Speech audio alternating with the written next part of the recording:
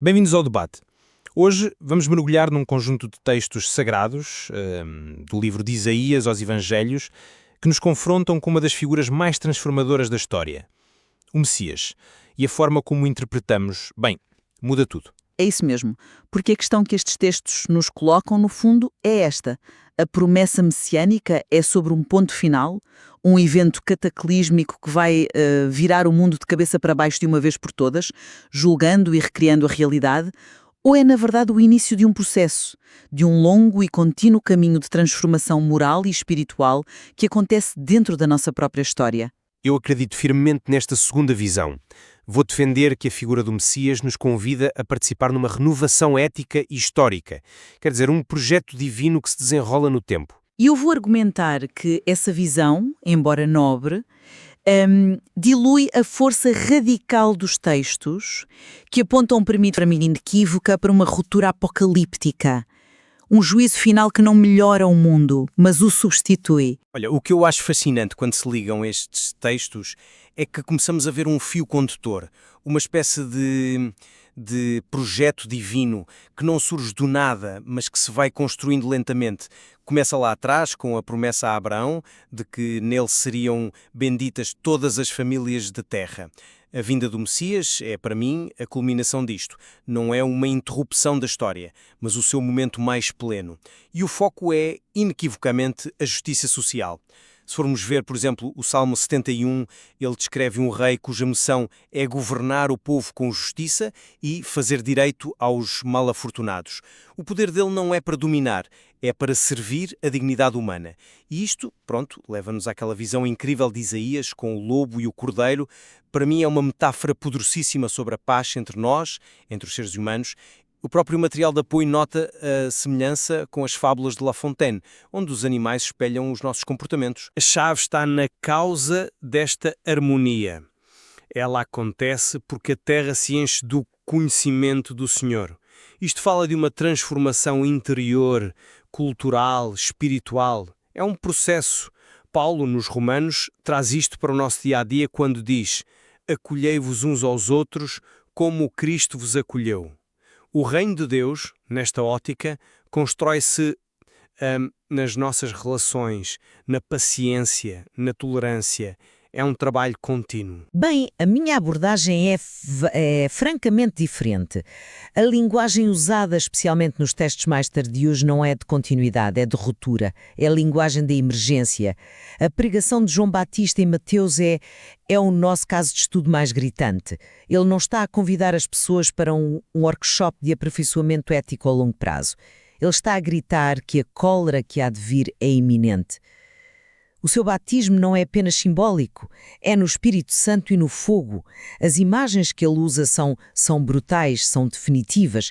O machado já está posto à raiz das árvores. A pá de joeirar está na mão do Messias para separar o trigo da palha, e essa palha será queimada num fogo que não se apaga. Isto não é pedagogia, pois não. É cirurgia radical. É um evento conclusivo e purificador. Mesmo recuando a Isaías, o Messias não é apenas um professor inspirador. Ele ferirá o país com o bastão da sua palavra e, mais diretamente, com o sopro dos seus lábios fará morrer o ímpio. Esta é a linguagem de uma intervenção divina que confronta e erradica o mal de forma ativa e violenta.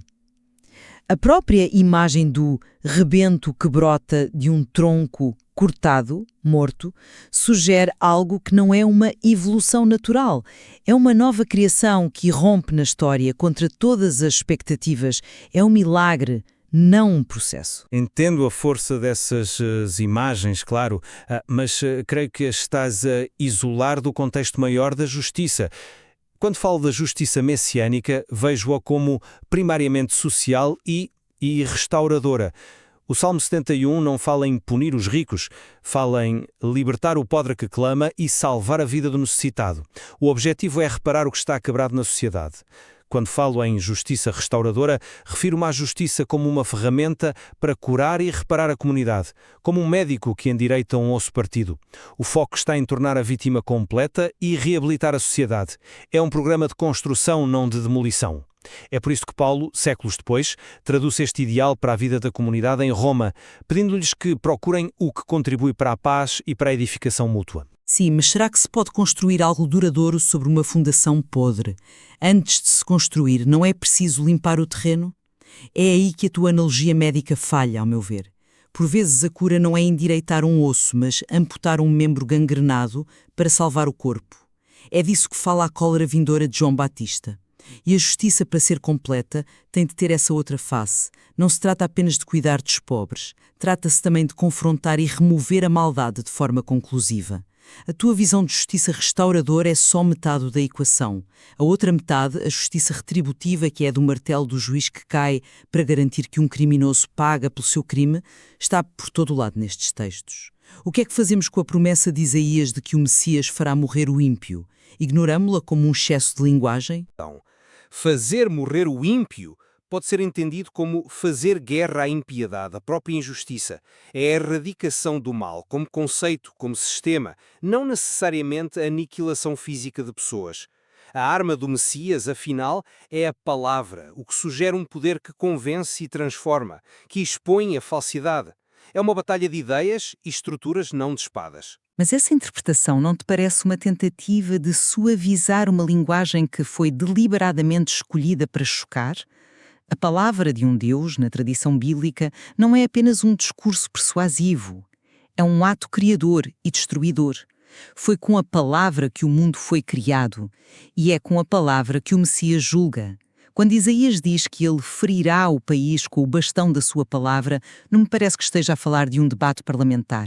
A separação entre o trigo e a palha que João descreve é um ato de julgamento final. Não se reabilita a palha, queima-se. Portanto, a questão fundamental que nos separa não é apenas sobre o tempo gradual versus súbito, é sobre a agência. Na tua visão, a humanidade é uma estudante numa oficina de ética a longo prazo. Na minha, a humanidade está em julgamento e o verdicto é iminente. São dois paradigmas completamente diferentes para entender o nosso lugar neste plano divino. E essa diferença de paradigmas torna-se ainda mais clara quando olhamos para a visão de paz de Isaías. Se o objetivo é uma transformação cultural e espiritual, então a fábula dos animais é o seu auge simbólico. O lobo e o cordeiro, o leopardo e o cabrito. São imagens de opostos irreconciliáveis que encontram a paz. É uma promessa de um futuro de fraternidade humana. E repito, a causa disto é o conhecimento do Senhor. Conhecimento na Bíblia não é informação abstrata. É uma relação íntima que transforma o caráter. É uma mudança que acontece no coração e na mente, e que se espalha pela cultura. Se o problema é a ignorância e o medo que levam à violência, a solução é o conhecimento e a confiança que levam à paz. É um processo histórico? Pois, mas aí eu tenho mesmo dificuldade em seguir essa linha de raciocínio. Reduzir esta visão a uma mera metáfora sobre as relações humanas esvazia da sua força radical e do seu poder de esperança. Pensa bem nas imagens. Não é apenas um lobo que não ataca um cordeiro. É um leão que comerá forragem como o boi. É uma criança de peito que brincará na toca da áspide. Isto descreve uma revolta fundamental nas próprias leis da natureza. Descreve uma harmonia que transcende e muito o que é humanamente possível. Por mais que nos esforcemos eticamente, isto não é sobre pessoas a serem simpáticas umas com as outras. Sugere uma recriação da ordem natural, um fim literal a toda a violência, predação e corrupção que estão entranhadas no nosso mundo. É algo que só pode ser alcançado por uma intervenção divina apocalíptica, que vai muito para além de uma mudança cultural. É uma nova criação. Mas onde mais em Isaías é que vemos uma interpretação tão literal ser a mais coerente? Toda a sua obra profética está mergulhada em metáforas. Ele fala de árvores a bater palmas, de desertos a florescer. Por que é que esta passagem específica seria uma mudança súbita para uma descrição literal de cosmologia, em vez de ser o culminar poderoso da sua linguagem simbólica sobre uma sociedade humana transformada? A meu ver, a nova criação começa precisamente aí, na forma como nos relacionamos. É o que nos leva ao papel do Messias. Ele é um modelo a imitar ou um juiz a temer. Ele é ambos, mas a sua função judicial tem primazia. A sua vinda força uma escolha. Para Paulo, na carta aos Romanos, o foco está claramente no modelo. Ele diz: acolhei-vos uns aos outros como Cristo vos acolheu. Cristo é apresentado como o servo, uma alusão direta a Isaías, que através do seu serviço e sacrifício une judeus e gentios. A sua vida é um exemplo de perseverança e consolação que deve ser imitado para construir a comunidade. Ele é fundamentalmente um guia ético, cujo exemplo tem o poder de transformar a história a partir de dentro. A sua força é a força do amor que serve. Certo, e no entanto, João Batista apresenta o Messias como alguém radicalmente mais forte, cujo poder divino inspira temor, não apenas admiração. Ele é o juiz com a paz de joeirar na mão, e este detalhe sobre ser mais forte não é trivial. Na escritura hebraica, o adjetivo forte neste contexto é uma atribuição direta de poder divino. João não está a dizer que ele é um professor melhor. Está a dizer que ele tem um poder funcionalmente divino para executar o julgamento. E se colocam numa categoria muito para além de um mero guia ético. O próprio João, que já era um mestre com os seus próprios discípulos, uma figura carismática, diz que não é digno nem de ser o escravo que desata as sandálias daquele que vem a seguir. Esta não é a linguagem que se usa para descrever um exemplo moral, por mais sublime que seja. É a linguagem do reconhecimento de uma autoridade divina e judicial absoluta, perante a qual a única resposta adequada é o temor. Eu vejo essa força de uma maneira diferente. A força do Messias, tal como Isaías a descreve, reside no espírito de sabedoria e de discernimento, na sua capacidade de julgar os pequenos com justiça e defender o direito dos pobres do país. A sua arma, como já disse, é o bastão da sua palavra. O seu poder é o da verdade e da justiça, que, quando implementadas, transformam a sociedade de forma duradoura. Não é a força bruta de um juiz que executa, mas a força transformadora de uma verdade que liberta. Paulo capta isto na perfeição ao focar-se no acolhimento e na construção mútua. A transformação é radical, sim, mas é um radicalismo ético que se desdobra no tempo, não um ato judicial que o termina. Mas essa transformação ética não exclui um momento final de resolução. A imagem do fogo em João Batista é persistente e impossível de ignorar. O batismo no Espírito Santo e no fogo e a palha que será queimada num fogo que não se apaga indicam uma purificação que vai para além da capacidade humana de se autorreformar. É um ato divino, separador e final. Podemos passar a vida inteira a tentar melhorar, a seguir o exemplo, mas os textos sugerem que isso não é suficiente.